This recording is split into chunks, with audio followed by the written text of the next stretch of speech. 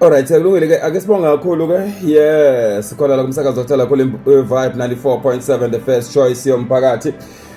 I want us namhlanje sikhulume indaba ethanda ukuba deep kakhulu. Uzokhumbula ukuthi ke la ku prophetic wave kunento esike sayikhuluma le ukuthi uma besikhuluma ngoNkulunkulu, uNkulunkulu iyona yipi indlela akwazi ukuvela ngayo kuthina as ama human beings. Akwazi ukuvela ngayo ngamaphupho because iaim noma isifiso sikaNkulunkulu esikhulu kakhulu sokuthi akwazi communicate nathi ngamaphupho. So uyakwazi communicate ngathi and kufanele silindele futhi ukuthi uma ngabe evela akaveli ngendlela eyodwa. Since uNkulunkulu eziko zintathu uGod the Father, abe uGod the Son, abe uGod the Holy Spirit. Indlela avela ngayo uma ngabe ku the Father ayifani nendlela azovela ngayo uma ngabe ku the Son, and futhi indlela avela ngayo uma ngabe ku the Son ayizofana nendlela azovela ngayo uma ngabe ku the Holy Spirit. So namhlanje I want us simple ukuthi uma ngabe evela ku the Holy Spirit uNkulunkulu ngamaphupho uvela ngayiphi indlela. Number 1, uma ngabe ezovela ku the Holy Spirit kuona wonke amaphupho, imosi yamaphupho ozowaphupha anomoya oyisivunguvungu. Leso sivunguvungu singakwazi ukuthi sibe isymbol ka Holy Spirit. Leso sivunguvungu singaba isymbol ka Holy Spirit. So ngamanye amazwi wena into efuneka uyibheke mase ufuna ukubheka icontent yepulpit yakho njani. Futhi uma yongcwele futhi angavela as a wine, angakwazi ukuvela futhi as a wine umoya ongcwele futhi angavela umoya ongcwele as water. So amanzi can symbolize the Holy Spirit as well. Amanzi can symbolize the Holy Spirit. Fire like the fire. Umlilo futhi nawo futhi ke uya symbolize the Holy Spirit. Umlilo uya symbolize the Holy Spirit. Alright? And then futhi ke uma ngabe futhi uzophupha ubona umuntu eza kuwena noma ukhuluma nomuntu but ungaliboni ikhanda lalo muntu okhuluma naye. Uyambona umuntu but awuliboni ikhanda lalo muntu okhuluma naye. Naloko futhi kungaba i-symbol of the Holy Spirit.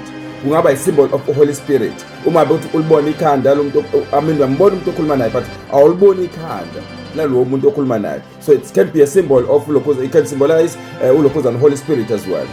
Uma ngabe ukuthi umuntu oyi-counselor like mhlambe wenzisa i-counseling, ukunikeza imiyalelo, ukunikeza ama-advice, ukunikeza izeluleko ezithile, indlela ufuna ukuphile ngayo.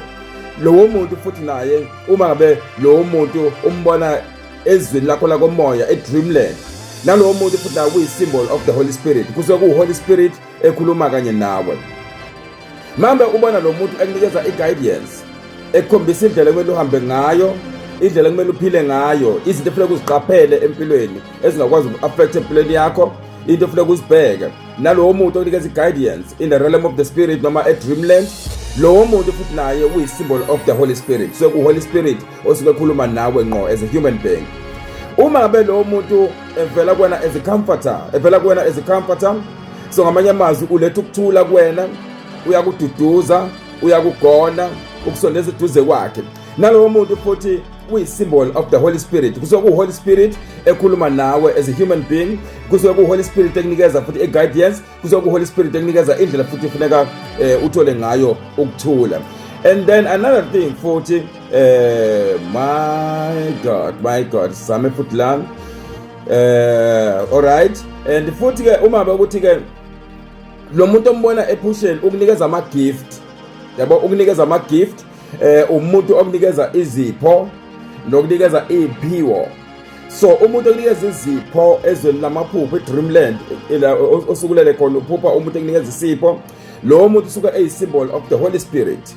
Ukhumbule ukuthi umuntu okwazi ukusinikeza izipho ezipheleleyo is the Holy Spirit. So uHoly Spirit naye futhi uzokunikeza izipho. uHoly Spirit naye uyi-gift provider. Akunikeza even ama-gift akomoya, akunikeza kusho nama-blessings akho. So uma ubona umuntu ezweni lakomoya noma ephusheni ekunikeza ama-gift, lowo muntu futhi naye uyi-symbol of the Holy Spirit. Right? And uma ngabe ubona umuntu owu-coach, it's either uyaku-coacha ukukhocha noma ngathiwa ingane mhlawumbe ukukhocha indlela ufuna uphile ngayo ukukhocha la mhlawumbe ngasejimini noma kuthiwa yikuphi noma kuthiwa yisejimini uyakhocha ntontoni.